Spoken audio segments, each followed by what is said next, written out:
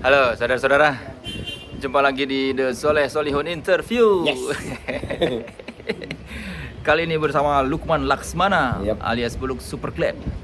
Lu orang pertama yang gua wawancara pakai iPhone baru. Anjir, 12 coy. Iya, iPhone 12 persembahan Digimap. Digiman. Iya, mungkin Digimap mau ngasih juga. Silakanlah hubungi catatan Benar. si Buluk ya. Masih iPhone 7 saya. Aduh. Tahun ini habis lagi iOS-nya. Lihat tuh, gambarnya lebih bening. Jauh. Lux, gila. Berarti lu orang pertama yang pakai gambar bening nih di YouTube gua. Tanpa ini ya, filter edit. Iya. Nggak, gua nggak pernah pakai filter wawancara. Terima kasih Digimap udah mensupport iPhone 12 ini. Silakan kalau yang mau beli iPhone ke situ juga karena terpercaya. Terpercaya. Ada email-emailnya gitu lah. Betul. Iya. Nggak yang bajakan. Gue pernah beli di ini soalnya. Hah? Di salah satu handphone gue yang itu. Beli di toko handphone biasa. Hah? Chargerannya nggak ori. Gitu. Jadi lu pikir barang ori? Baru kan baru.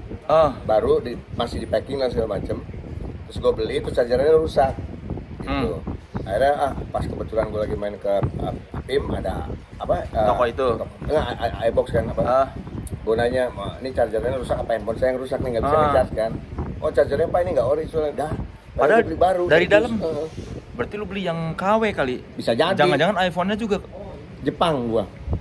Jadi ada cek-cekannya tuh katanya cara ngecek-ngeceknya, oh ini buatan Jepang, ini buatan Singapura gitu-gitu gue baru tahu. Tapi emang iPhone buatan Jepang. iPhone kan semua buatan di Cina. Jadi bedanya kalau yang Jepang ketika kita foto nggak bunyi. Yang punya gue tuh nggak bunyi. Bukannya kalau Jepang tuh bunyi semua foto cekrek. Bunyi, maksud Cekrek gue kan? bunyi. Iya. Kalau yang ini sih suka nggak bunyi kan. Iya. Nah, gue punya gue bunyi cekrek begitu. Tapi chargernya palsu. Palsu. Jadi pas gue rusak charger, gue pikir kan nggak bisa ngecharge tuh. Mau nggak mau handphone gue mati kan. Daripada gue cari chargeran palsu ke toko-toko pinggiran, gue coba dulu nih yang rusak chargerannya atau HP-nya. gue bawa ke iBox. Ternyata katanya Pak chargerannya ini nih, kalau bukan ori soalnya. Walah. Tapi kalau lu beli kaos band selalu ori apa pernah ada momennya lu beli bajakan? Kalau beli selalu ori, cuman kadang-kadang ada sekarang teman-teman usaha yang bikin kaos-kaos bootleg. Iya. Tapi yang bagus gue terima. Dalam arti misal ya Tag-nya yang standar mercon atau state supply. Iya. Dengan bahannya udah oke lah. Plastisol. Dan buat gue band yang rare. Nah, sekarang ada di Indonesia, ada temen gue namanya DNA Project. DNA Project ini dia kaos lokal, tapi dia resmi license ke bandnya. Oh. Salah satunya dia merilis kemarin di Humanizers, The Accused, IMPA. Yeah. Original, abang resmi gitu. Resmi, Iya. ada izinnya izin ya. dari si band. Nah itu gua kemarin mesen The Accused sama dia. Di Humanizer gua udah punya, terus dia punya Lodi Christ, punya Defiance, Pestilence. Yang susah-susah lah ya. Tapi itu resmi. Gitu. Nah, di luar itu sisa-sisa kaos gua sekarang ini beberapa ada di Wendy. Waktu itu nggak punya duit gua gade. Float Sam and Jet Sam, Doomsday for the Deceivers tuh masih di Wendy. Nggak punya duit, ntar ya Wen. Ini kayaknya gue tebus. Lu sampai segimana nggak punya duitnya sih sampai kaos band dijual-jualin? Pas anjlok dulu sebelum ngilang. Iya. Itu kaos-kaos gue jualin. Salah satunya ada di Wendy, ada Subdate. Gue punya Dead Angel Frolic Through the Park, turun jarang. Itu kalau nggak salah di siapa? Pokoknya ada di anak-anak lah. Lu bilangnya digadai apa dijual? Gue pinjam duit pegangannya ini gitu. Oh. Ya kalau lu mau jual aja, tapi kalau misalkan masih di lo, ya gue tebus. Karena gue juga menjualnya dengan harga hanya 100.000, 150 dengan ori dan vintage 90. Gengsinya yang jutaan kan harganya. Terus udah pernah lu cek lagi nggak sama teman-teman lu itu? Masih ada nggak kaosnya? Kata Wendy yang float saya masih ada. Masih gue simpen nggak bisa gue pakai kecil kan. Apa lu S lu ukuran? Yang float Sam S. Iya. Ngepas deh, terlalu Pas. ngepas.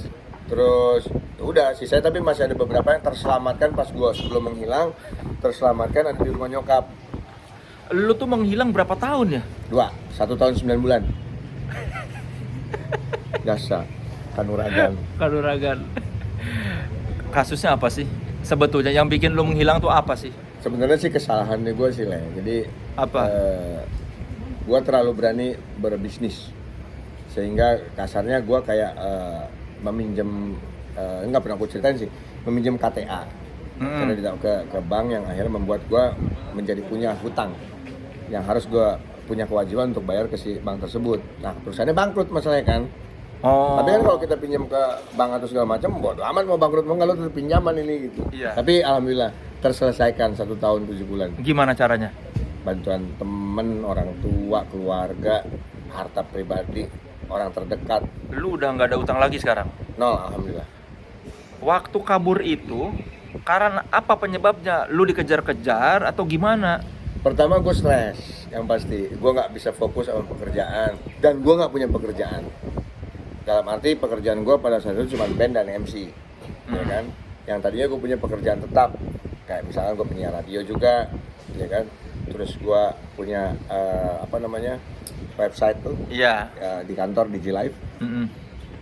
Bangkrut juga, ya kan. Radio berhenti juga, usaha semuanya nggak ada yang jalan. Mau nggak mau gue dari situ kayak stres dan segala macem.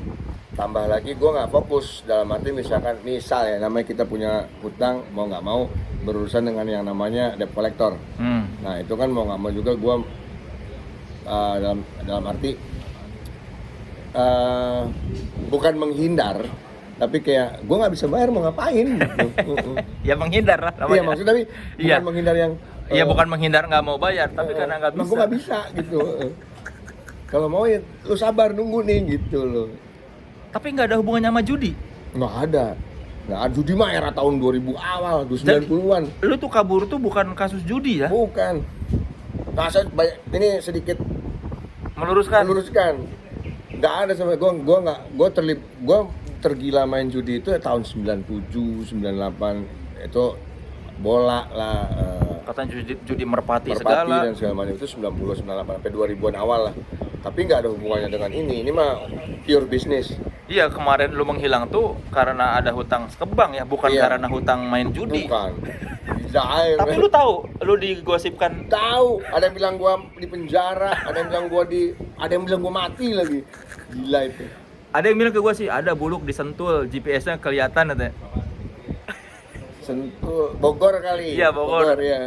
Emang lu kaburnya ke Bogor? Enggak, juga di situ ada tempat temen yang gua sempat tinggal, Cirebon, banyak nih. Cibubur, pindah-pindah aja mencolok-mencolok di mana ada yang bisa nampung gua untuk bernaung. Bilangnya apa lu ke mereka? Mereka tahu, mereka memang orang-orang yang membantu lah. Oh, jadi tahu lu ada terlibat hutang, ya udah gua tampung Ya. dulu gitu. Karena gini, kalau pas pada saat itu kan kasarnya gini, gua kan sudah bayar kan intinya berapa Iya. persen gitu. Ya, jadi mereka juga tenang. Oh, karena tahu Ya, ada. lu ada itikat membayar Ya, gitu. jadi ya tenang. Cuman kan gua pribadinya pada saat itu down secara mental. Ya. Jadi gua memutuskan diri untuk udahlah gua pindah sana sini deh, gua pengen nenangin diri dulu kayak gitu maksudnya. Lu nggak malu ke orang-orang yang didatangin itu? Enggak, karena kan justru mereka udah lu ke tempat gua aja nenangin di gue gitu. Jadi mereka yang menyemangati justru. Oh, ini orang-orang terdekat lu Iya, yang yang udah tenang aja dulu di sini sampai lu ini dulu. Jadi supaya gue tidak melakukan hal bodoh lah hasilnya. Kan pernah melakukan hal bodoh kan gue kan. Iya. Dengan gara-gara sebuah band suicidal tendencies itu jadi akhirnya gue melakukan hal bodoh. Nah, supaya gue tidak melakukan hal bodoh ya udah Diceritain dong hal bodohnya apa? Ada yang nggak ngerti. 16 antimo dan setengah gelas baygon. Nah, punk rock. Lu dulu kenapa berpikir itu bisa berhasil membunuh lu itu? Sekarang dokternya aja ngomong, ini kalau kamu telat ditemuin sudah lewat gitu. Gue kebetulan memang belum ajalnya ditemukan, dibawa ke rumah sakit masih tertolong walaupun udah berbusa-busa ya, gue di mulut gue udah berbusa-busa. Kenapa kombinasinya 16 antimo dan setengah botol baygon itu? Yang ada di laci gue antimo. Gue buka obatnya antimo nih gitu udah. Umur berapa sih waktu itu? Berarti itu 2014, 2015, 6 tahun lalu. Yang pertama apa yang kedua nih istri? Kedua Kedua. ya. Masalahnya begitu berat sampai lu mau menenggak. lebih ke personal gue karena ada masalah personal gue kayak misalkan anak dan segala macam lah panjang lebar kayak gitu. Nah terus saya sampai gue udah nggak ada jalan keluar, pemikiran gue bego gue mah gitu, ini nggak ada jalan keluar, koin dah gitu. Ya udah adanya itu, dan kamar gue dulu semprotan kan Baygon. Iya yang itu hijau. Nah ada cairannya masih sisa dikit, gue tuangnya ada setengah gelas buat nekaki itu aja gitu. Tapi karena namanya obat anti mabok ini jadi mati gue ini. Rasanya kayak gimana? Waduh, 1000 kali lipat lo minum Jager panasnya. Itu dari ujung jempol kaki, Iya. tuh kayak ke atas kita kebakar gitu. Panas, blak, hilang. Gak nyampe semenit, langsung blackout. Waktu menjelang semenit lu mau tepar, yang kebayang di kepala lu apa? Anak. Gue ngeliatin foto anak gue terus. Menyesal lu pas udah mau jatuh gitu? Gue bukan menyesal, kayak gue cuma ngomong kalau gue sayang sama dia. Itu. Jadi pas mau tepar lu ngerasa mau mati, lu inget anak. Iya. Ya gue cuman bilang kalau papa sayang sama dia, sama anak gue. Terus udah gue blackout, bangun-bangun gue malam-malam udah di rumah sakit penuh selang. Itu udah penuh selang. Besokannya para musisi-musisi hadir menyemangati, sampai akhirnya gue didatengin check and recheck, sampai gue artis. Habis ada Mas Mujana, Baron, wah semua dah udah datang. Sampai akhirnya, sampai musisi kagak bilang gue krunya Gigi. Mbak, saya krunya Gigi doang, Mbak. Waktu lu terbangun, apa yang kebayang di kepala lu waktu, kok nggak jadi mati? Gue sempat lemas pikir segala macam, tapi di situ yang menyadarkan gue adalah si peler, Denny Casmala. Lu goblok ya orang lu ngomel-ngomel deh pokoknya. Oh, lu malah dimarahin? Lu bego lu apa? Denny Casmala yang bikin gue, ini orang omongannya ajaib tapi ini sekarang bener tumben nih gitu. Lu mau ngapain sih lu zamannya muda? Dari situ juga gue disemangatin sama teman-teman pada saat itu, ya Taras, jemput gue, udah lo ke kosan gue jemput ya, nongkrongnya kita di sini. Jadi gue diajak tuh ke tempat tongkrongan semua macam, ke tempatnya Endah Henresa, ke acaranya siapa lah, gue nongkrong, gue diajak-ajak sama mereka semua supaya gue seneng, fun. Dan situ gue kayak, wah banyak orang baik sama gue nih gitu. Ternyata banyak yang sayang sama lu. Banyak care segala macam, sampai semuanya tuh care dan segala macam, bikin gue, wah gue harus semangat lagi nih untuk berkarya dan segala macam kayak gitulah. Cuman ya tidak langsung mulus ya, tertatih-tatih juga pelan-pelan sampai akhirnya gue resmi memerdekakan diri kembali, lahir kembali, hidup kembali 2018. Itu ya momennya apa? Momennya turnya Slank. Jadi si Slank nih tour butuh MC. Gua terpilih yang pada saat itu orang nggak tahu di mana rimbanya gua, tapi salah satu IO bisa nemu nomor om gua, yang menghubungi dalam macam. Akhirnya gue diajak tur sama Slank. Gue pikir ya udahlah, gue jadi orang belakang layar ini, karena gue tadi udah nggak mau terjun ke gitu-gituan, dalam arti mau MC musik apa segala macam. Gue udah nggak mau yang disangkain orang gue hijrah, gosipnya wah Buluk hijrah, haram musik dan segala macam. Enggak sebenarnya, cuman memang gue udah nggak mau lagi terlibat di dunia infotainment, entertaining dan segala macam.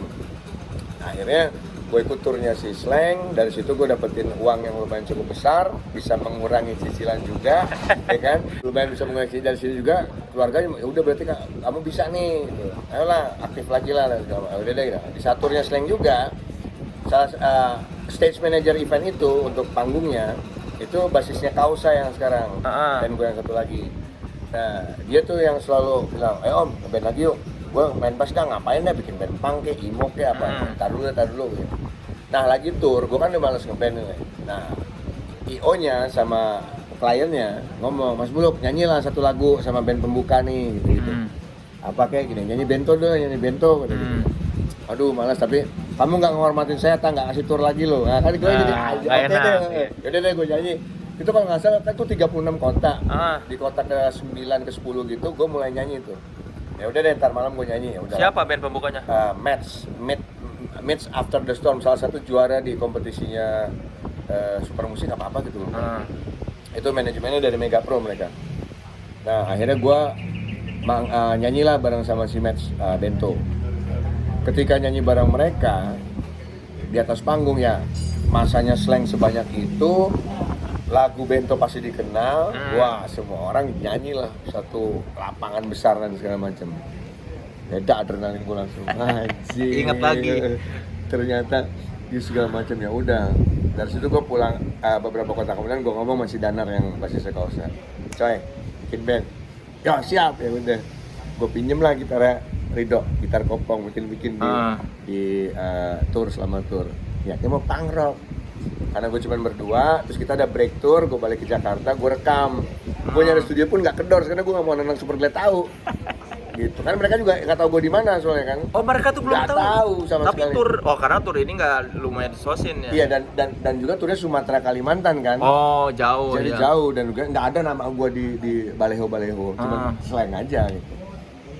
Nah terus gue nyari studio, gue googling studio terdekat waktu itu. Dapatlah gue di daerah Cibubur, karena gue itu tinggal daerah Cibubur. Nemu studio itu, gue tanya ngobrol. Ya udah, gue punya band, ya udah boleh mas, tapi lu bisa bikin gambar drum nggak? Karena gue nggak punya drummer. Bisa, kata dia gitu. Ya udah, jadi drum pun gambar semuanya segala macam. Udah, cari personil, nemu personilnya. Akhirnya ternyata personil yang gue temuin semuanya begini, garpu somai. Waduh, Cimahi boy metal semua nih, gue bilang gitu. Udah, gue mau bikin band punk yang tadi pengen dudang, dudang, waduh, jadi metal. Ya udahlah, akhirnya mau nggak mau Kausa ada unsur metalnya di album pertama. Nyanyinya Masih normal tuh, masih karakter gue nyanyinya. Terus tiba-tiba banyak masukan. Gak ada bedanya nih lo ketika lo nyanyi di sini sama di Superglad. Walaupun musiknya berbeda. Lirik memang sudah berbeda jauh tema liriknya, cuman cara nyanyinya tuh ketahuan banget ini lo. Antara dua, bisa jadi bumerang sama atau bisa jadi wah emang bulu karakternya kuat kayak gitu. Cuman dari situ gue pikir, gue robah, gue pengen Kausa tuh adalah sisi bedanya gue. Jadi di album kedua dari mulai tuningan gitar gue robah, sound gue robah, nyanyi gue growl dan segala macam. Udah total 180 derajat sama Superglad. kenapa waktu itu lu nggak terpikir buat balik dulu aja sama Superglad, malah bikin baru? Ada apa ya, dalam arti gue kayak belum mau keluar secara ini dulu. Waktu gue bikin Kausa aja, gue masih pakai topeng, nggak mau nunjukin gue siapa. Terus disebutin siapa kalau waktu itu? Corvus. Anjir, gaya Corvus. Pakai burung gagak. Gitu. Jadi gue belum nggak nunjukin siapa, dan Kausa itu memang band dari Cimahi kan. Jadi nggak tahu gue siapa dan segala macam. Sebelumnya nggak ada Kausa tapi? Nggak ada, belum ada. Gue yang bikin, gue yang bentuk. Gitu. Bahkan ketika awal-awal gue beli ini kan, gue masih sering bolak-balik ke Bandung. Band aja tuh, ini band sah sih. Kausa tuh. Pas anjing panik dulu kan gini. Akhirnya udah. Tapi akhirnya setelah launching albumnya Kausa, gue bilang ya udah gue copot topeng. Karena kita masih main gigs doang kan. Awalnya di Bandung tuh acara underground Bandung. Jadi lu manggung pakai topeng dengan Slipknot gue. Gerah Banget. Udah gitu topengnya topeng Jabawokis Bukalapak lagi. Yang 18.000, sakit di sini ya nih. Tajam. Jadi kalau nyanyi anjing sakit banget. Nggak nyaman. Kelar manggung buka becap. Becapnya ada bekasnya. Gila. Udah habis itu setelah gue buka topeng, ketahuan kalau udah ada gue di situ. Video klip juga kelihatan, Giok tahu. Giok nanya lah ke Mas Toin yang punya Radix, karena pas di video klipnya Kausa kita udah Radix semua kan. Oh. Berarti dia punya gitar baru dari Radix nih gitu. Telepon lagi Giok ke Mas Toin bahwa belum ini ada di tempat gua nih di Bogor. Oh. Gitu. Mereka belum kontak lu? Belum. Karena nggak punya kontak gua. Gua memang menghilangkan diri dari Superglad dulu biar biar buat gua gini sih. Buat gue waktu itu, walaupun gue memutuskan untuk vakum dulu dengan Superglad, cuman ada beberapa prinsip yang gue tidak setuju dengan Superglad pada saat itu. Jadi ada sih, kayak misalkan gini, ada tapi gue tidak terlalu memikirkan, cuman kayak ada kecemburuan gue dalam arti gini, lu manggung bawain lagi lagu gue, karena kan mereka tetap manggung. tapi kok nggak nyumbang sih 100.000 ya buat gue lagi nggak punya duit nih. Oh, padahal lu lagi Lagi butuh-butuhnya. butuh-butuhnya. Setidaknya sisihkan, cari keluarga gue siapa pasti tahu lah, gampang. Cari rumah nyokap gue pasti nemu, nyari siapapun pasti nemu. Gitu. Setidaknya ada kayak gitunya. Menyisihkan di saat gue lagi benar-benar 0 rupiah pada saat itu. 100.000 aja gue udah sujud syukur itu kalau dikasih. Nah mereka masih ada beberapa panggung, tour bahkan beberapa kota. Dan di vokalis salah satunya almarhum Denny Mike. Nah, gue kayak merasa, kok gue dilupain gitu. Oh. Ya secara sombongnya gue, Iya. anjing lagu gue yang bikin semua nih, lagu gue yang lu nyanyiin gitu loh. Gitu. Bahkan gue setiap kali manggung, royalti dan segala macam, gue tidak pernah lebih besar di Superglad. Padahal lu pencipta. Pencipta, penulis, arranger. Harusnya lu yang paling ini dong.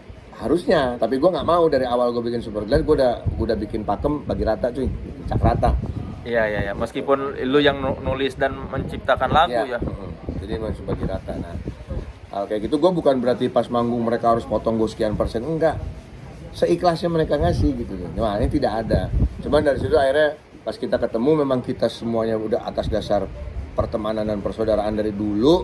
Jadi pas ketemu juga ya nangis. Ketemu Gio, ketemu Akbar tuh, saya sorry apa segala macam, ketemu kita nangis, ngobrol. Nangis bercucuran air mata. Jujuran, dalam arti lu sehat-sehat lu ya. Gitu-gitu. Yang paling banyak air matanya siapa? Giok aja yang ketawa mulu. Kumpul, gila lu kemana? Dia ngomong ngambil ketawa cuma udah geter suaranya. Itu seorang Giok tuh di situ pas ketemu pertama kali. Tapi lu sehat Bu ya? Ya nggak? Aman-amannya kan ya kalangnya? Ya nggak? Oh gitu. Tapi udah bergetar suaranya gitu. Ya udah dari situ gua kayak kita berteman dari bujangan, ya kan, sampai akhirnya kita bisa sebesar si Superglad pada era itu. Terus sekarang mereka masih, lah, lu balik lagi gini, nggak apa-apa, lu punya 2 band lah, nggak masalah jalan gini. Ya udah, dari situ ya udah bikin lagu yuk, ya udah bikinlah si lagu Kembali. Oh, Kembali tuh lu ya sebetulnya. Ya, jadi lagu Kembali gue tulis, rekam, langsung rilis, udah nandakan Superglad Kembali. Dah dicabut, ngeblek. Udah gue balik-balik tiba-tiba dia, guys, gue kayak nggak bisa nerusin. Oh gimana sih gue? Lu marah nggak sama Dadi? Enggak, jadi gini, kasusnya gini. Di saat gue balik, itu semuanya lagi semangatnya, empat-empatnya. Ya udah balik, gue juga punya band, kita balik semangatnya. Mereka juga senang dengan kita kembali seperti semula. Cuman jam kerjanya Dadi itu sangat tidak bisa ditoleransi, dalam arti gini. Dia misalkan hanya bisa latihan 2 jam di jam sekian hari sekian, hari ini gitu. Rekaman bisa dari jam sekian ke jam sekian juga gitu. Nah, ketika kita proses workshop dan segala macem nggak mateng jadinya, karena Dadinya nggak ada. Jadi gue kayak, ini gimana sih jadi ini gini. Nah, terus akhirnya sampai proses recording, setelah sekian hari udah dikasih hari buat Dadi, nggak jadi lagunya. Dia nggak ngetek dikasih ke gua, gini doang. Nggak ada masukan ide apa segala macam, yang akhirnya dia pun mengaku gue lagi ribet banget sama kerjaan nih, jam-jam gue nggak bisa ini banget. Jadi akhirnya dia menyadar diri, gue kayak resign dulu deh gitu, bentar gue istirahat dulu, tidak mengundurkan diri, dalam arti tidak keluar. Gue resign dulu bentar sampai gue ada tenangan deh gitu, jadi baru bisa gue balik lagi dan segala macam. Udah dari situ ya udah, kalau memang keputusan ini, makanya pengunduran diri Dadi kita tidak enggan di personil. Gitu. Jadi dia memang butuh waktu untuk bisa balik lagi. Terus gue bilang, ya udah lo kalau udah jago mainnya kayak Ingwil, balik lagi. Jadi sekarang Dadi itu statusnya cuti. Gitu. Jadi makanya Adui pun tidak kita angkat sebagai gitaris resminya Superglad, karena suatu saat pasti Dadi akan kembali, yang bikin gua akan bingung nantinya gitarisnya 3. Iya. Gitu. Jadi akhirnya Adui sebagai additional tetap, sebagai keluarganya Superglad, tapi nggak harus masuk jadi personil, karena suatu saat Dadi pasti kembali, tapi dengan syarat itu dia harus typing. Kalian Ezra sama nyuntak. Susah dong. Berarti dari dulu tuh ya, meskipun lu yang aransemen, lu yang nyiptain lagu, peran berempat itu hampir sama sebetulnya ya kalau ngulik lagu tuh. Ya, biasanya gini, gua ada lagu, gua bawa ke studio, kita latihan di studio bareng-bareng, bikin, nanti kita rekam versi roughnya, nanti gue yang aransemen tuh, part ini sekian, di part ini singkup, di part ini masuk ini, nah itu gue yang bikin semuanya. Akbar drumnya di sini lu rubah bar jadi gini bar. Hmm. Di part yang ini mainnya begini gini. Nah, nanti lo ada masukan nggak kalau gue rovelnya begini gimana? Oke boleh. Gitu. Jadi lebih ke situ. Gitu. Nah Giok juga ngisi dulu rata terus Gus di sebelah sini lo jangan kemarin Gus lo pindahin kemari gitu. Nah jadi ada part-part itu lebih gue yang mengaransemen kalau di Superglad. Oh, tapi yang ada masukan dari mereka. Iya. Nah, ketika Dadi sibuk, dia nggak fokus ke situ. Bagus itu. Kalaupun Dadi biasanya dulu awal-awal album Ketika Hati Bicara banyak banget feel Dadi, masukan dari Dadi yang buat gue keren. Contohnya petikan suara hati. Iya. Deng deng neng deng neng Iya, iya. deng deng itu Dadi yang bikin. Oh. Enak tuh, terus jangan kau pergi deng deng neng neng neng deng deng neng itu Dadi. Aslinya kan gue cuma jet dari situnya. Nah kesini sini blek dia. Oh jadi kagak ada progres yang gimana gitu Dadi. Nah dulu tuh masukan-masukan itu keren. Sampai terakhir Dadi tuh punya masukan-masukan bagus terakhir album Berandalan Ibu Kota. Itu masih punya masukan nada yang dari Dadi itu ciri khas dia dengan nune tuh masih masuk. Ya, melodi-melodi yang manis ya Iya, katanya. nah. Terus kesini-sininya kok jadi blek ini malah jadi gue yang main di album kesini-sininya. Gitu. Ya berarti cutinya Dadi itu baik-baik ya sebetulnya. Iya, baik-baik. Nggak ada berantem atau apa. Gak ada, makanya di video klip kembali pun dia pamit secara baik-baik, gue izin dulu pamit. Suatu saat gue balik lagi gitu. Pokoknya dia pamit lah di video klipnya. Berarti Dadi udah nggak ada di grup WhatsApp Superglad. Gak ada. Kalau ada dia tahu besar bayaran apa segala macam ini. Dia tahu royalti. 18 tahun. 18 tahun. 3 Maret. 3 Maret berarti tahun 3 Maret. 3 Maret 2003. Masih inget nggak waktu pertama kali kalian kumpul buat Superglad itu kayak gimana sih momennya? Gue sama ngerokoknya. Ya? Awalnya pada saat itu sebuah band bernama Waiting Room lagi kritis. Merilis sebuah album bertajuk musik yang buat gue anjing ini jadi ajaib musik kayak dapet Dari ska ke jazz. kalau pas album Propaganda buat gue masih keren di album musik buat gue Waiting Room udah di luar jati dirinya sama sekali dan sampai gue berpikiran gue nggak bisa lagi di band ini nih nggak akan maju nih gue kalau di band ini jadi gue mengundurkan diri lah dari Waiting Room. Itu gara-gara Eka? Enggak, Eka Arah udah musik. keluar. Oh, Eka udah keluar. Eka udah keluar dari album Boya sekarang. Dia hanya ikut bantu-bantu aja. Nah, Kenapa waktu itu Waiting Room jadi begitu-begitu? Jadi kan vakum nih setelah kita merilis album self-title yang gambar buaya. Iya. Waiting Room vakum, Eka ke Australia pada sekolah dan segala macam, Albert ke Amerika dan segala macam. Kita vakum.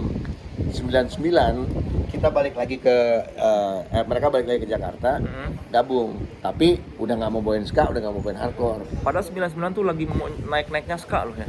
Ya. Nah, justru karena naik ska kita merasa aduh, di kampung nih, tanda kutip gitu ya. Kok ada lomba joget ska? Kok ada koper. lomba berpakaian ska gitu.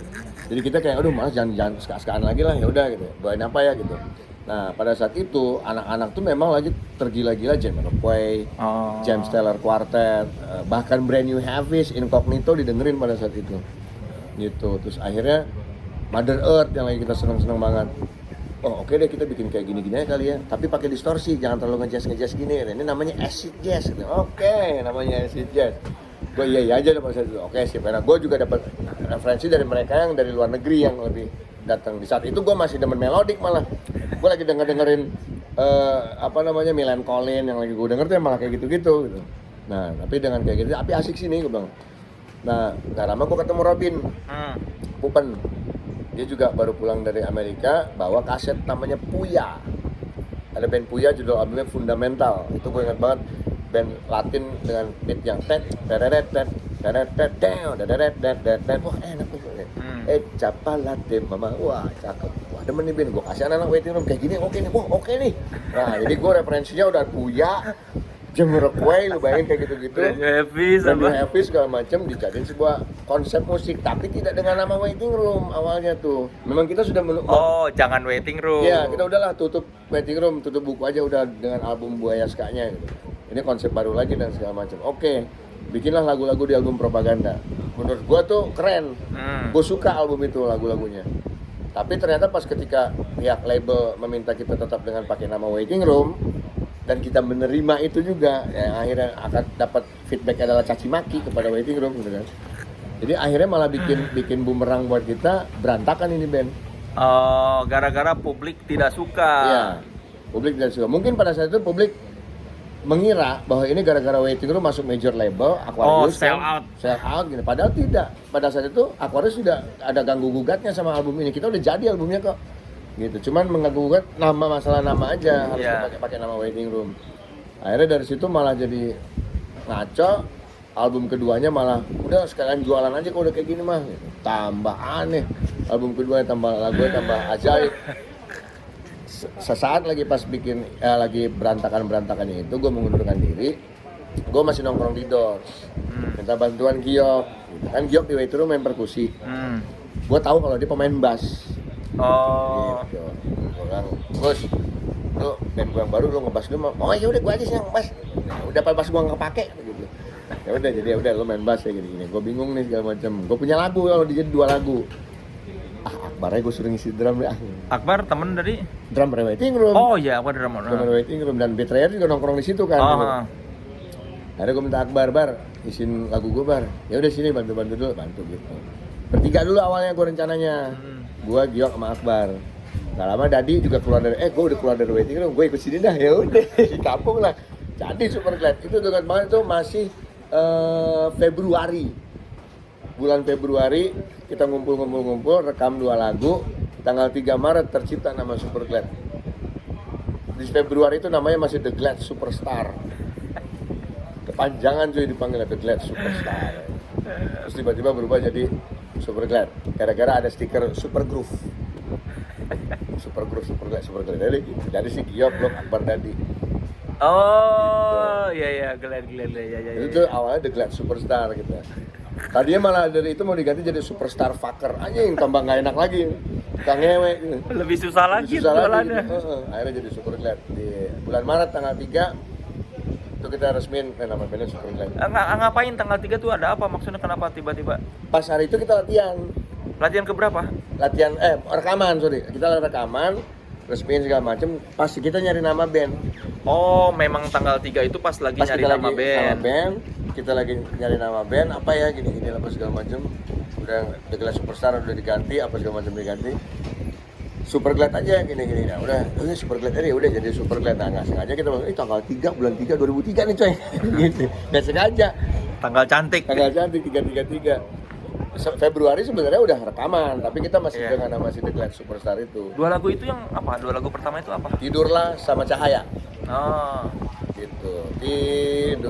Tidurlah sayang gitu.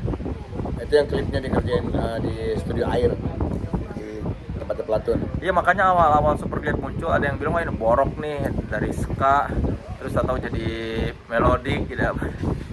Nah, kalau makanya akhirnya pas si Superglad gue bikin itu emang gue ada konsepnya gue pengen punk rock aja lah gitu. Oh, memang udah niatnya punk rock. Niatnya punk rock, tapi gue tidak kepikiran bakal ada menjadi unsur popnya ya. Gitu. Ternyata pas gue menelaah anjing jadi pop gini dengan liriknya kayak gitu. Niat gue tuh pengen kayak Sociality gitu pengen jadi Mike Ness loh. Jadi Mike Ness niatnya dengan gitar vokal kan pada saat dari Waiting Room mau nyanyi doang. Gue pengen kayak Sociality. Warna Dadi tidak bisa dipungkiri kuat di album-album awal karena dia dengerin Blink, dia dengerin All American Reject, petikan-petikannya, feel gitarnya. Popang tuh datang dari Dadi. Dari Dadi Popang datangnya. Akbar mah ketahuan lah dengan thrash metal dan segala macam tinggal ngikut. Giok mah emang demen The Doors, klasikal dan segala macam.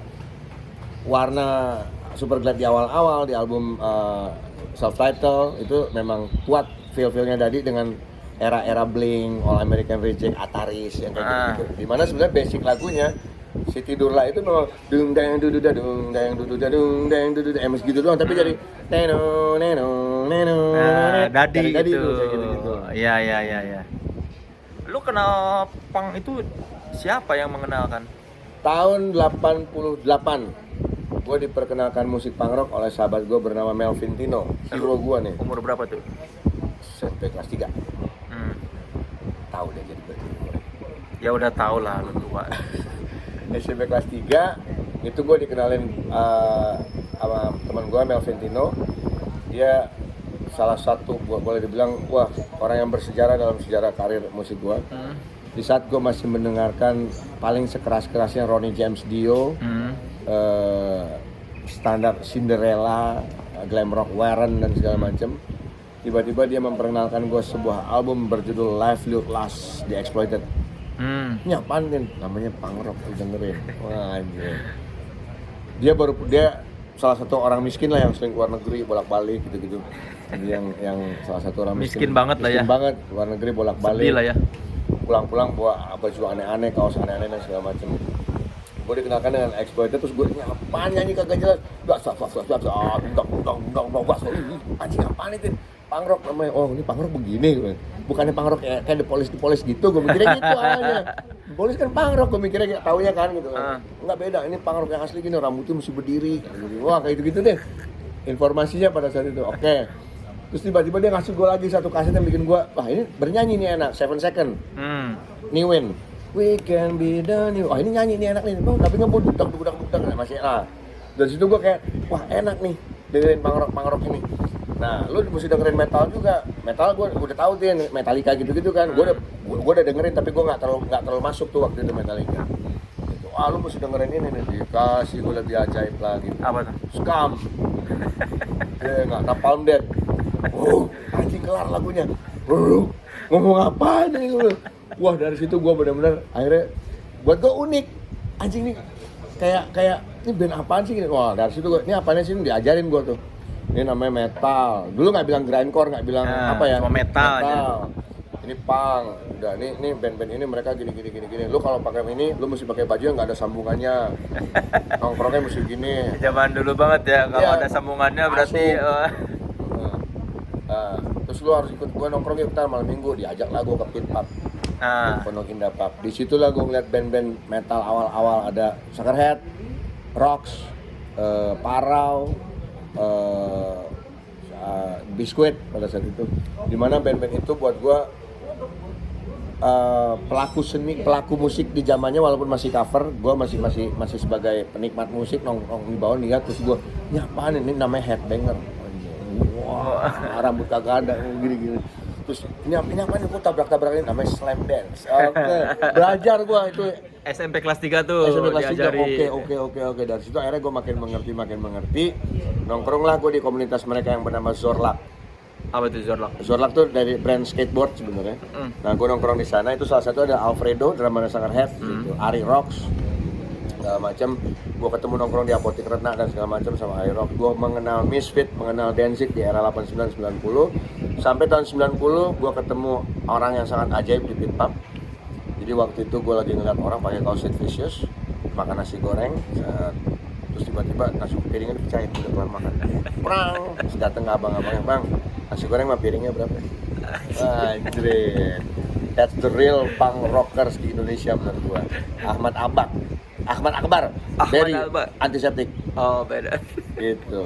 Jadi gua kenal Berry antiseptik di situ. Anjing nih orang punk rock banget nih, rambut Ngapain dia mecahin piring ngapain? mecahin aja, destroy. Pengen aja gitu. Terus habis itu bayar sama piringnya, tapi Tanggung jawab. gentle. Bayar sama piringnya berapa? Gua kenalan di situ sama Berry, tiba-tiba dia kenalan. Ini gua mau manggung gua minggu depan di IKJ, ini gitaris gua kenalin. Dulu gua dikenalan juga akhirnya sama almarhum Acit. Karena kita waktu itu kenalan cuma atas dasar t-shirt ya.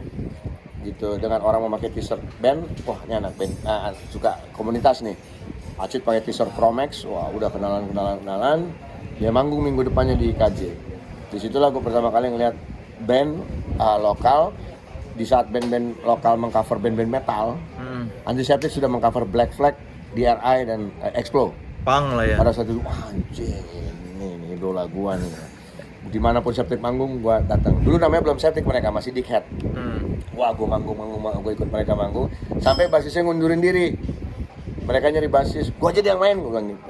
Akhirnya gua masuklah tahun 90 bareng sama Antiseptic dan mengganti nama dari Dickhead menjadi Antiseptic pas gua masuk.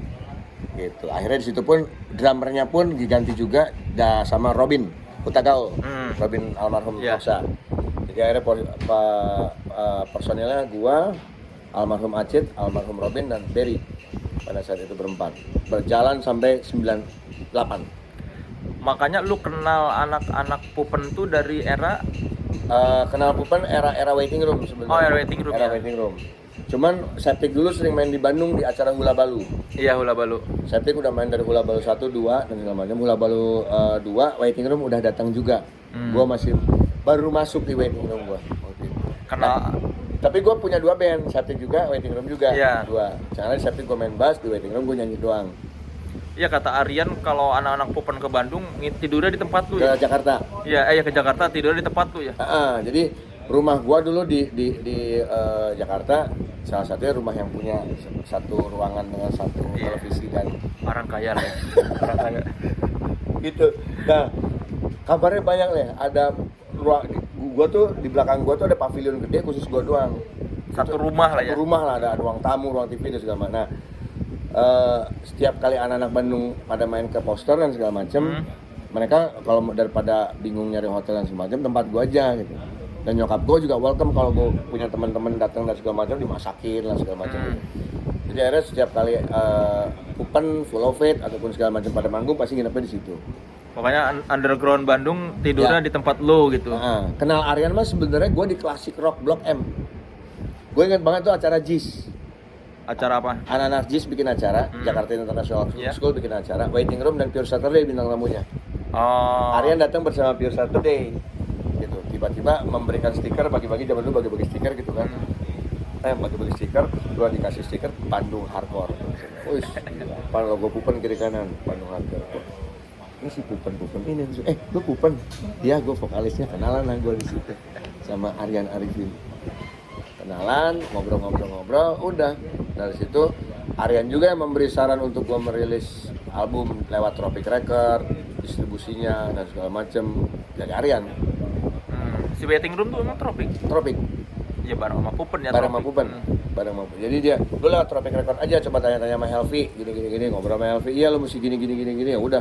Akhirnya sampai cover albumnya pun dikerjakan sama Aryan. Yang si Waiting Room itu ya? Yang self-title gambar buaya itu yang bikin Motul. Tapi yang layout artworknya Aryan. Pada saat itu Aryan masih kerja di sebuah advertising bernama Panon. Pantel tuh advertisingnya. Sampai akhirnya kita rilis juga dibantu banget sama Aryan, sama gengnya Helvi, sama geng anak-anak Pupen lah. Harus kemana, harus gimana tuh dikasih tahu. Hanya rekamannya kita di Jakarta karena waktu itu kita mau rekaman di Triple M penuh.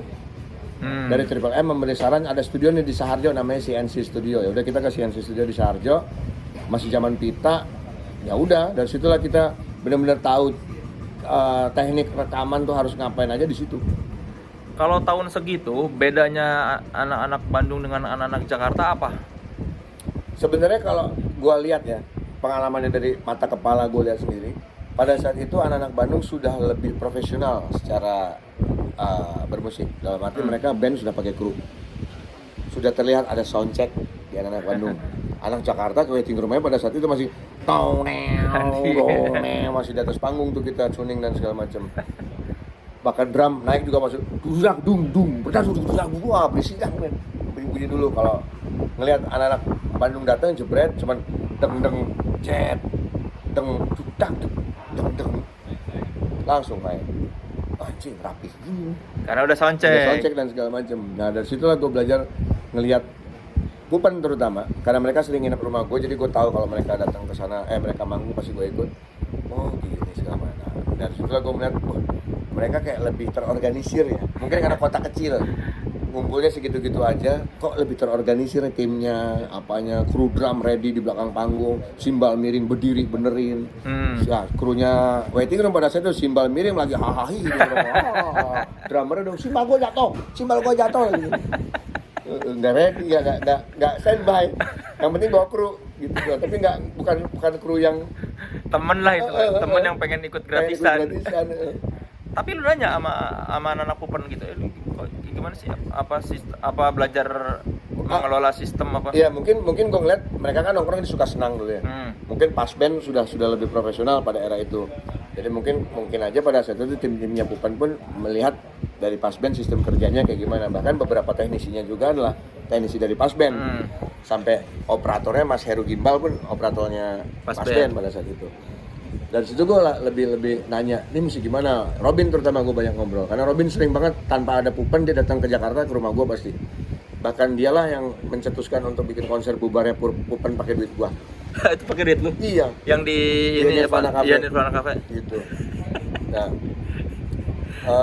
apa namanya, sering bolak-balik gue tanya sama Robin dan segala macam. Robin, iya lu mesti gini Bul, lu mesti gini Bul. Oke, jadi gue banyak bertanya sama Robin.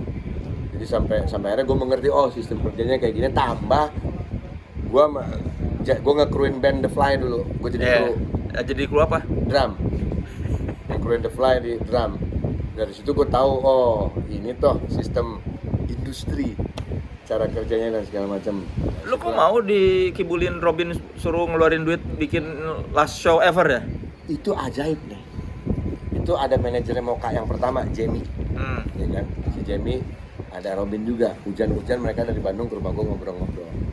Tiba-tiba, Bul, mana boga duit? Kayak gue ya masih jadi sultan lah. Ya, anak sultan. Bikin acara gila-gilaan yuk. Tahun The Last Show Ever Pupen. Wah, banyak. Nah, si Aryan sekarang di Jakarta, Bu, udah ada ribet gitu. Kan Aryan udah baru-baru pindah-pindah tuh. Nah, sekarang kita bikin ya paling setahun dia balik diri lah gitu.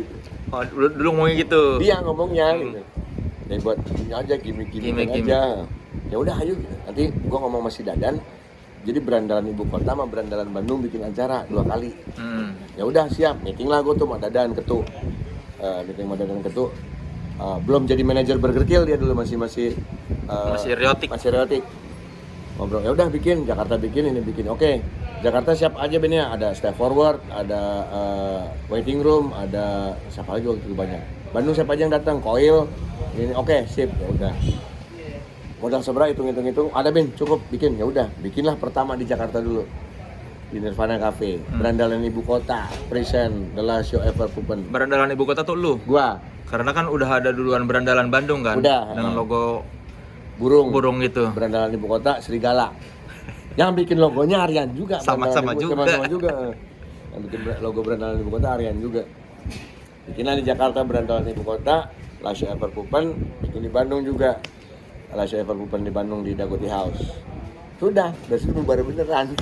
Padahal niatnya setahun. Itu setahun.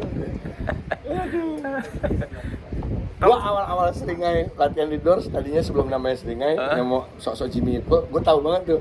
Karena gua tadi mau nyanyi di situ. Oh gitu. Gara-gara Aryan nggak bisa nyanyi. Pak basisnya masih si Tracksep. Iya, yang cewek ya. Cuman cari vokalis, gua mau nyanyi tapi aku nggak enak, kan udah ada Aryan gitu. Konsepnya masih Jimmy dashboard gitu deh awalnya. Kalau nggak salah gitu. Tiba-tiba berubah menjadi stoner rock. Kayak Okan. Jadi gitu Seringai. Berarti fase dalam hidup lu tuh paling berat yang pas kabur doang ya? Ya. Ya, dalam arti terendah lah. Iya, titik terendah. Selama lu hidup belum pernah. Kalau sekarang lu kondisinya apa? Bahagia atau gimana? Alhamdulillah bahagia. Bersyukur aja sekarang gue tiap hari walaupun token bunyi. Ya kan? Rokok tinggal 2 batang. Bersyukur aja udah.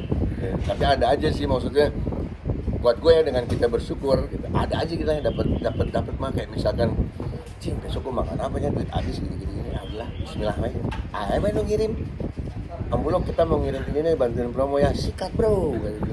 Lumayan dapet roast chicken gitu. Lumayan kalian malah posting story doang dibayar deh bodoh orang makan gitu. Iya. Berarti lu meskipun bokeh-bokeh sekarang mah bersyukur ya, tetap bersyukur aja gitu, dalam arti secara stabil, nggak stabil, apalagi lagi pandemi gini. Ya kita ngomong finansial nggak stabil lah. Secara pendapatan juga naik turun lah. Gue cuma ngarepin YouTube sekarang ini dari catatan si Buluk. Manggung MC wah kacau beliau malah. Ya udah monetizing aja yang diharapin, yang juga monetizingnya nggak gede-gede amat. Istri gimana?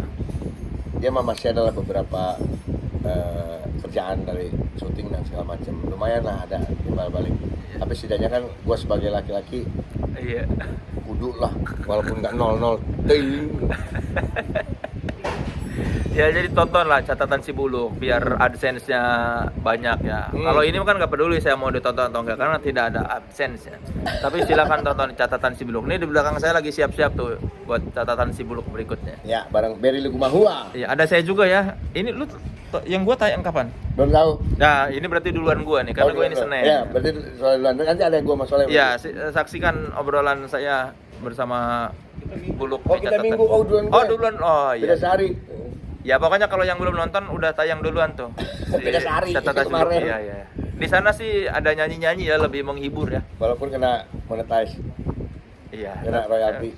Iya, Tapi iya. ini juga menghibur, kamera baru, handphone baru cuy. Lu udah nggak mabuk-mabukan lagi ya? Enggak.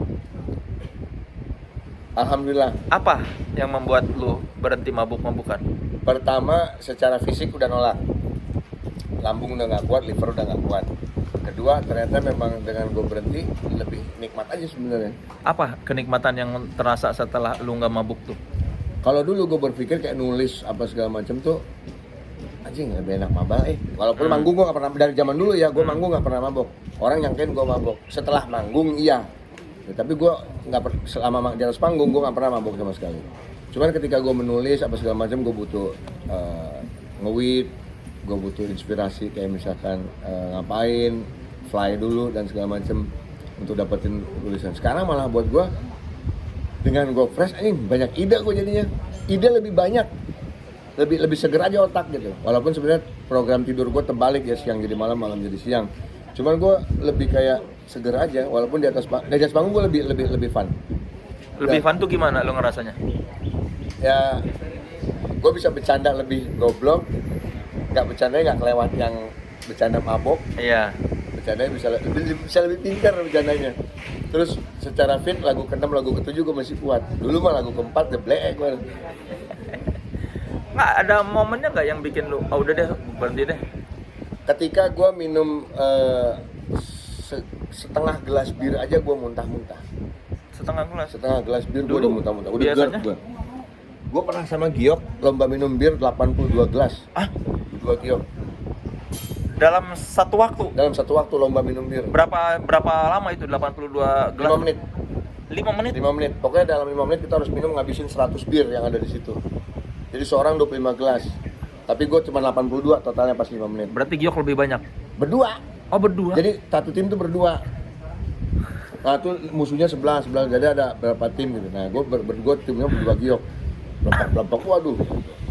Udah gitu ya si Superglad di support Jack Daniels dulu dan segala macam ya kan. Jadi mau nggak mau tiap bulan Jack Daniels pasti ngirim dan inilah ya kan. Nah akhirnya gue berhenti itu setelah gue masih minum bir setengah gelas aja muntah. Minum tequila seseloki enak gue muntah. Nolak sudah. Ini udah nolak. Berarti alasan kesehatan bukan alasan agama?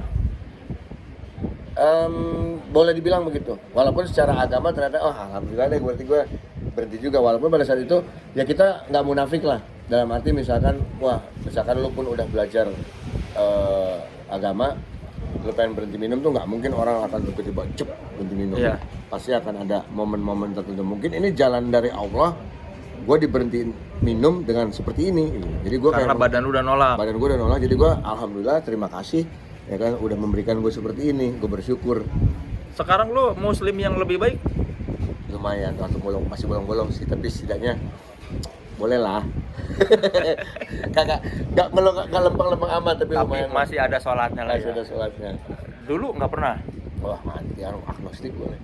Agnostik? Yang bikin lu agnostik dulu apa? Buat gue agama politik pada saat itu.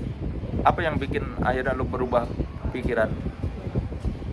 Berubah pikiran jadi apa nih? Jadi tidak agnostik lagi dan lebih percaya sama agama.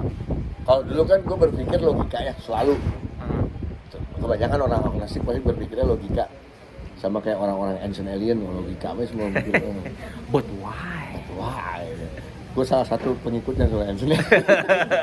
Nah, ke sini tuh gue merasa kayak misalkan setiap kali gue mengucap syukur, setiap kali gue berdoa nggak pernah memohon, pasti mengucap syukur. Jadi setiap kali gue mengucap syukur, setiap kali berdoa gue mengucapkan terima kasih dan segala macam, ada aja ininya. Dari situ lo berpikiran apa ini dia benar-benar ada dan mendengar atau gimana? Tapi ternyata setiap gue lakukan itu berkali-kali terjadi terus. Jadi kayak misalkan gue say thanks, terima kasih dan segala macam, besok ada aja dapat ketenangan, dapat rezeki, dapat segala macam, ada aja. Ketika gue agnostik, today is today, besok bodo amat gitu, boro-boro ngucap syukur gue. Orang yang udah lama nggak sholat kan suka lupa bacaannya. Gue juga kagak hafal-hafal ting sih.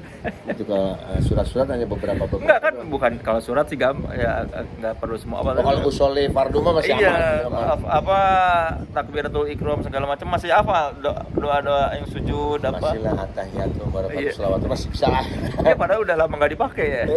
Dan dari kecil kita belajar sama aja sampai dari kecil gue masih hafal Undang-Undang Dasar 45 bahwa kemerdekaan itu adalah hak segala bangsa dan oleh sebab itu maka penjajahan di atas dunia harus dihapuskan karena tidak sesuai dengan peri keadilan dan peri kemanusiaan dan perjuangan kemerdekaan bangsa Indonesia telah sampai di depan pintu gerbang gitu. Karena kita didoktrin itu kan pada saat itu. Gue ikut ngaji aja gara-gara bokap kalau gue nggak ngaji dipecut, dicambuk gue kalau nggak ngaji mau nggak mau gue ikut ngaji. Kita ngaji bukan karena takut agama pada saat itu, Takut karena orang tua. takut orang tua. Selama kabur itu nginep di pondok berapa lama? Sebenarnya gue nggak nginep di pondok, jadi gue hanya main ke pondok. Nginepnya mah di rumah orang-orang. Oh main. Jadi misalkan ada misalkan Kita tafakuran. ke dalam dulu deh, Nggak, hujan kayaknya. hujan ya. Ntar gua ambil helm 2 dulu.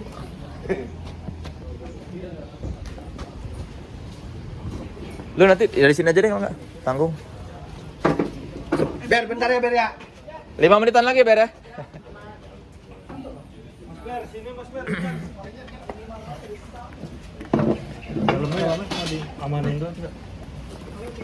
Tahu-tahu hujan. Makanya gue buka kacamata nih lama-lama gelap. Gede lagi hujannya. Apa tadi? Oh ya.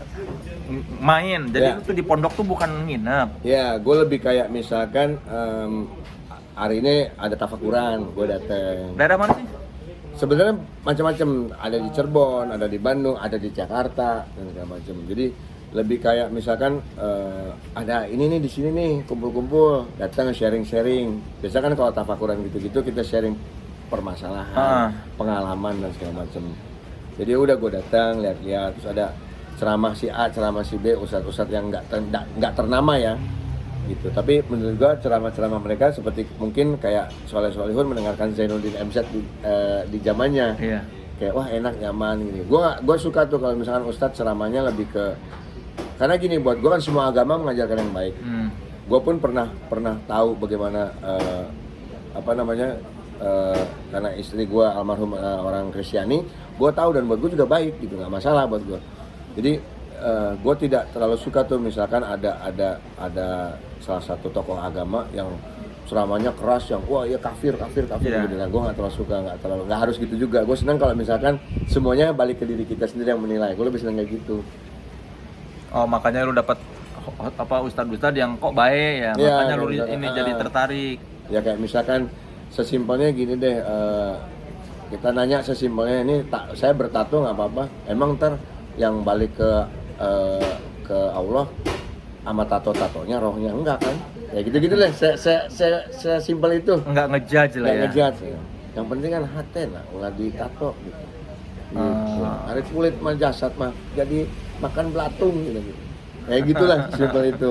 Jadi nggak menghalangi orang buat jadi lebih baik ya. Tuh, kayak gitu-gitu yang dari situ gue kayak lebih senang aja kayak misalkan terus kayak musik haram tuh sih. Kurang kedengeran Unrain the Backbone. Gitu. Wah, seru. Nyanyi tuh lu nyanyi gitu. Jadi seru gitu. Kayak gitu-gitu. Jadi buat gua, wah ini gua lebih tenang, lebih nyaman gitu di sini. Iya, makanya gua pernah lihat di YouTube ada yang wah buluk dari sempat tidak percaya Tuhan kini jadi apa sih, ada yang tuh yang itu di channel apa sih gua lihat, waduh ini kayak dramatis banget kesannya lu dulu anak pang dan apa sih. Tapi ya berarti lu sekarang orang yang lebih bertanggung jawab. Insya Allah bisa bertanggung jawab. Sebelumnya mah enggak? Waduh, boro-boro. Brutal gue sebelum-sebelumnya, nggak brutal amat, tapi gue orang yang sangat teledor, orang yang sangat boleh dibilang egois. Egois tuh gimana? Gue memikirkan diri gue sendiri, gue jadi benar-benar misalkan bodo amat lah ini segala macam. Nggak terlalu gimana ya, gue tuh yang misalkan sama pasangan hidup aja, yang penting gue udah nyaman, lo mau nyaman udah, ya gue ngeliat gini dah, dia yang menilai gue, lo egois banget sih, gini, nah ternyata itu bener gitu. Setelah gue pikir, oh iya bener juga gitu. Nah sekarang gue lebih nyantainya gini lah, gue tuh kalau dulu, gue misalkan keluar rumah macet, Hmm. udah ngomel-ngomel gua di mobil. Oh. Anjing macet gitu. Kalau sekarang gue keluar rumah macet ya caranya nyantai ngerokok, nikmatin aja macetnya. Intinya gini aja gue bukannya sok-sok gimana ya gitu. Lu dikasih jalan hidup, berarti kan kalau lu percaya Tuhan, semua jalan hidup lu itu dari yang Maha Kuasa kan. Siapapun itu Tuhannya menurut kepercayaan kalian. Nah, ketika lu di jalanan kena macet, berarti kan itu udah jalan dari dia, lu dikasih hari itu lu kena macet. Nah, lu kalau mau ngomel-ngomel, lu ngomel-ngomel sama dia dong. Kayak gitu, sesimpel itu. Luar biasa. Kayak sesimpel itu aja gitu. Jadi ya secara psikologis lu lebih tenang ya. Ya, jauh gitu nah. Jadi kalaupun sekarang ada masalah apapun dalam hidup, lu menghadapinya dengan tenang. Insya Allah bisa. Walaupun ya namanya manusia pasti akan ada Iya. pikiran juga, tapi insya Allah bisa pelan-pelan tenang, bisa lah, lewat lah, bismillah lah gitu.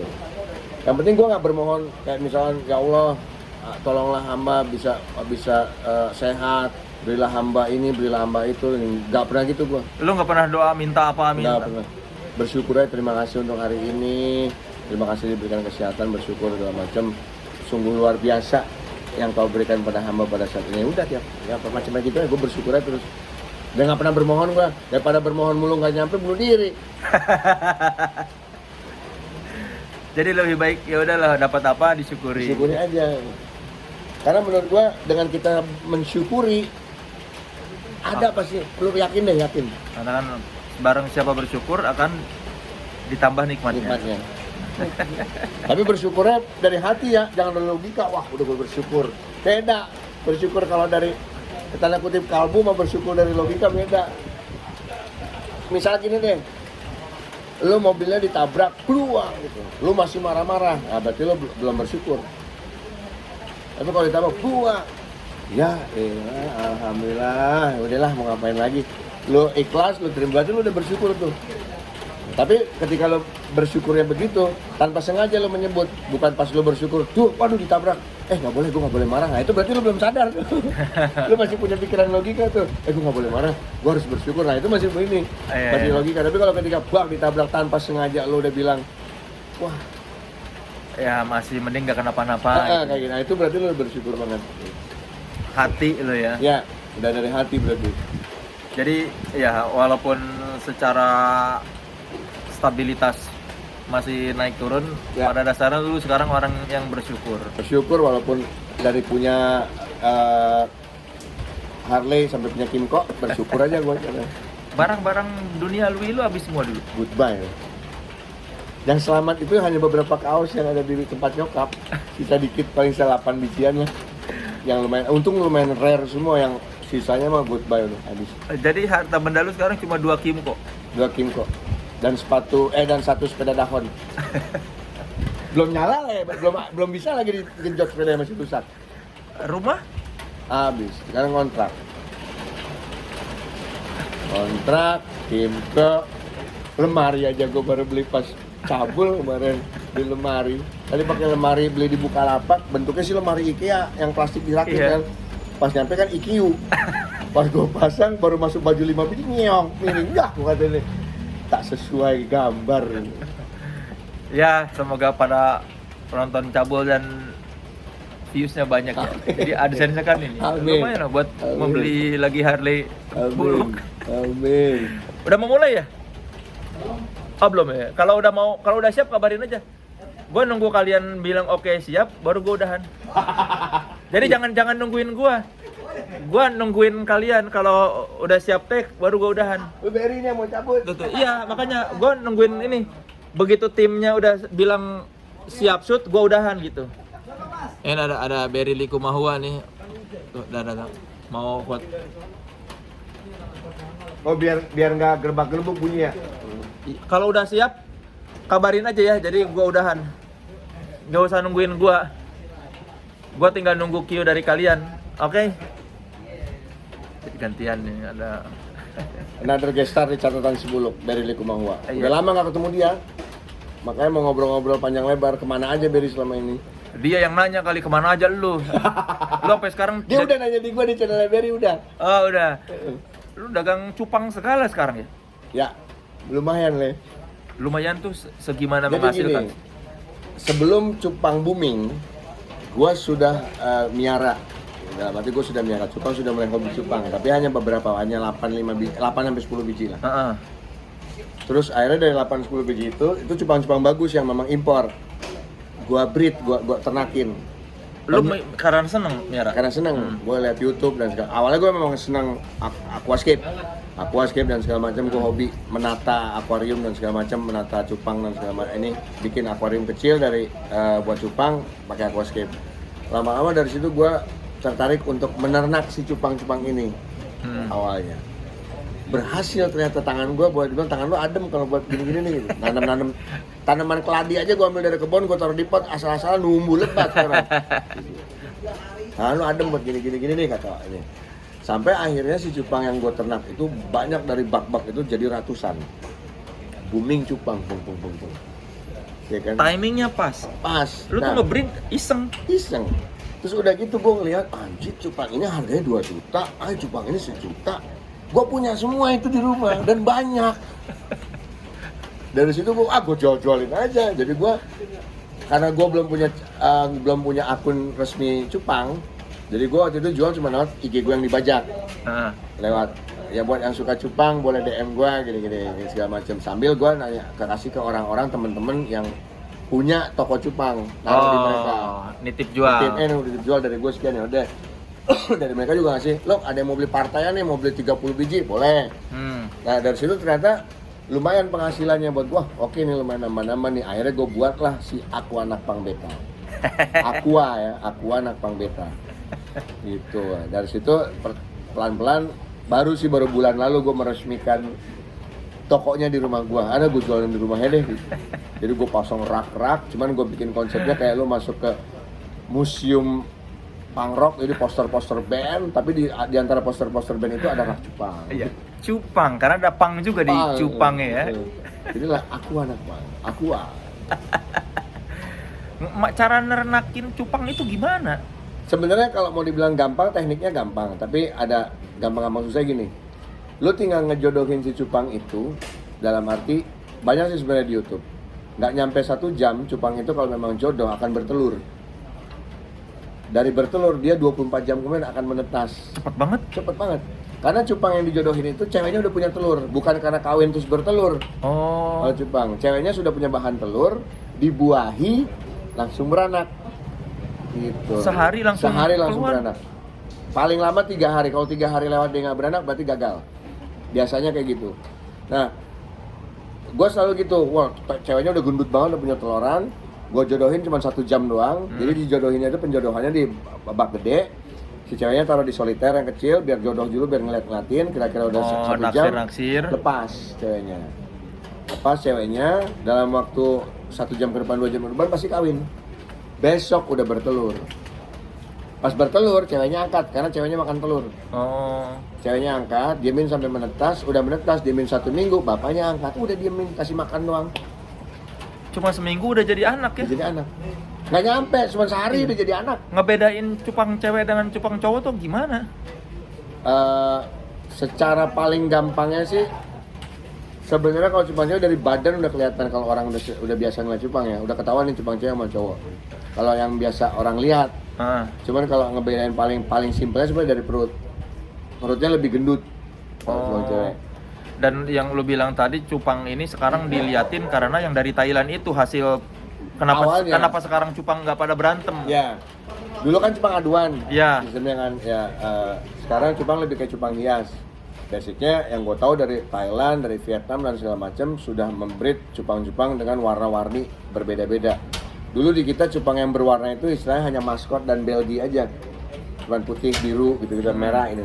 Nah tiba-tiba entah gimana di Thailand atau di mana tiba-tiba menciptakan seri-seri terbaru dari mulai multicolor, Nemo dan segala macam, Sukhoi, yang akhirnya cupang menjadi berbagai spesies. Banyak banget sekarang seri-seri terbaru dari cupang. Yang akhirnya orang dari seri-seri itu pun nge-cross lagi, tambah kagak jelas serinya. Sampai akhirnya orang bisa menciptakan seri sendiri sekarang. Iya, gue bisa aja namain cupang unik serinya, wah ini multicolor brutal. Bisa aja gitu. Karena gini loh, tiba-tiba dulu ada serial Blue Rim, namanya serial Blue Rim. Blue Rim itu yang bagus adalah putih polos dan hanya biru di ekor dan dorsal-dorsalnya. Terus tiba-tiba ada Blue Rim yang bocor sampai ke badan-badan, ya kan? Dulu nggak laku.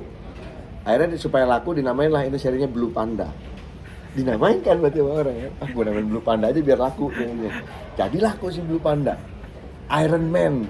Ada Iron Man. Iron Man sekarang karena dia punya warna gold, merah, kuning. Namanya Iron Man. Dulu namanya nggak ada Iron Man, taunya itu Nemo basicnya atau multicolor. Cuma tiba-tiba ada goldnya, wah Iron Man. Jadi laku Iron Man.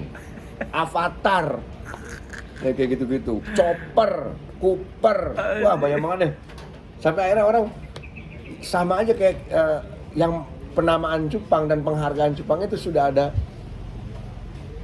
apa ya boleh dibilang sudah ada permainan buat gua gitu. Sampai orang tanaman zaman dulu bisa ratusan juta gelombang cinta ya kan ya sama cupang sekarang. Cupang yang dari nggak laku supaya laku gimana ya, oh kita naikin yuk, sekarang kita ramein jenis avatar. Oh avatar mahal semua sekarang.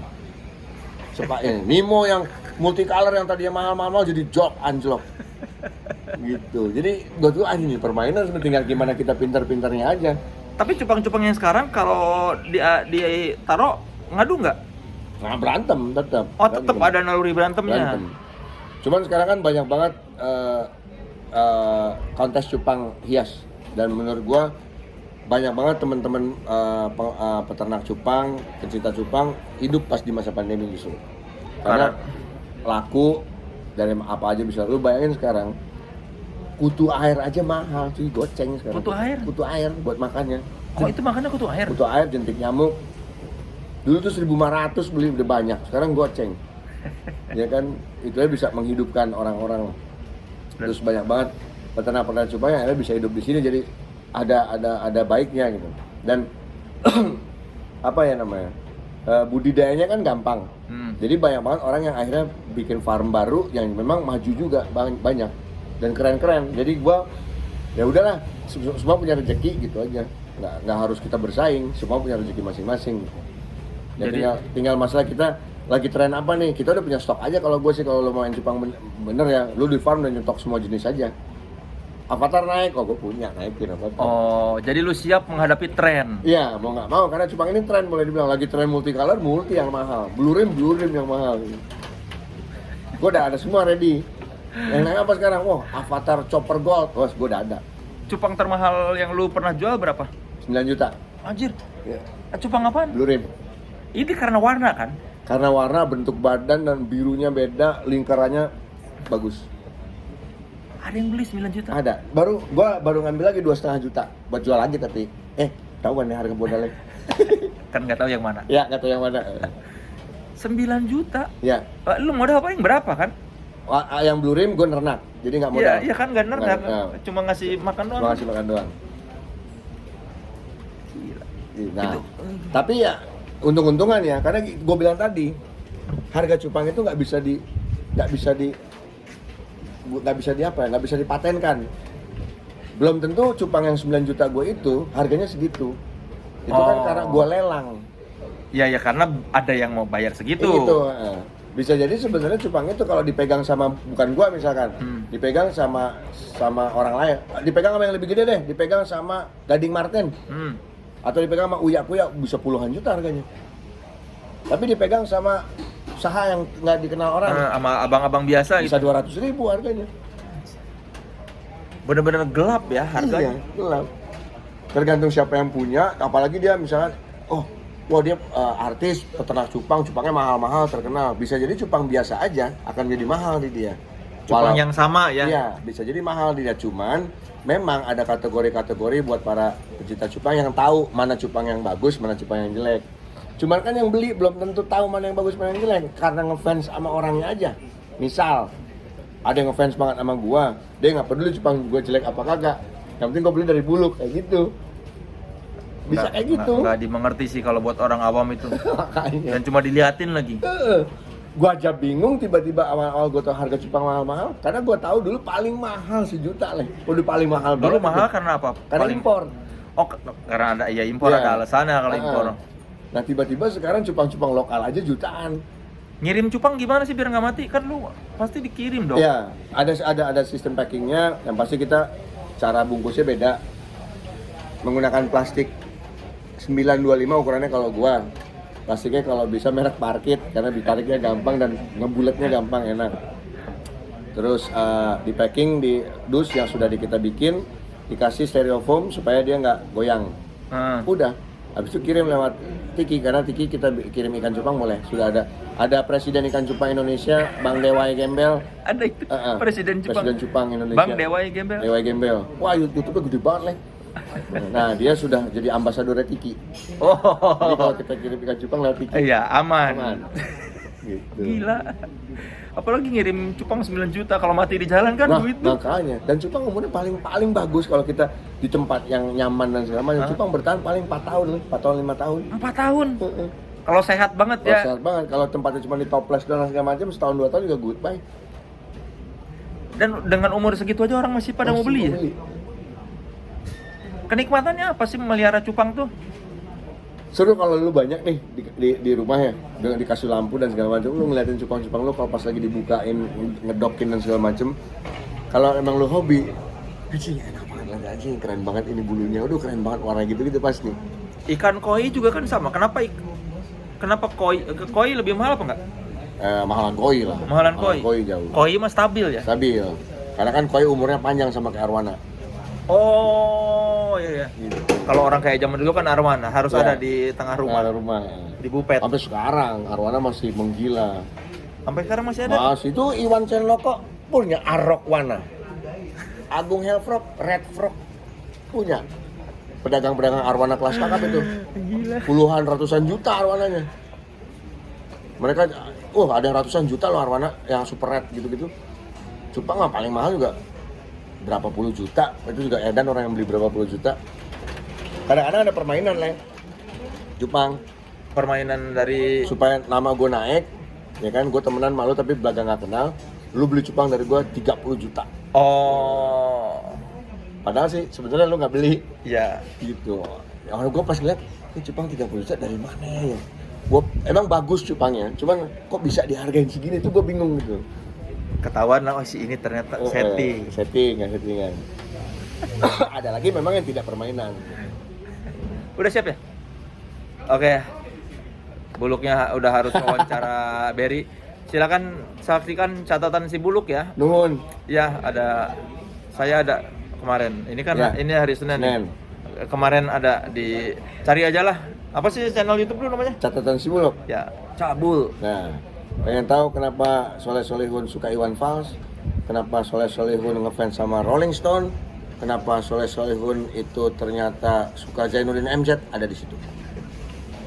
Terima kasih Buluk. Sama-sama Leh, nuhun pisan nuhun.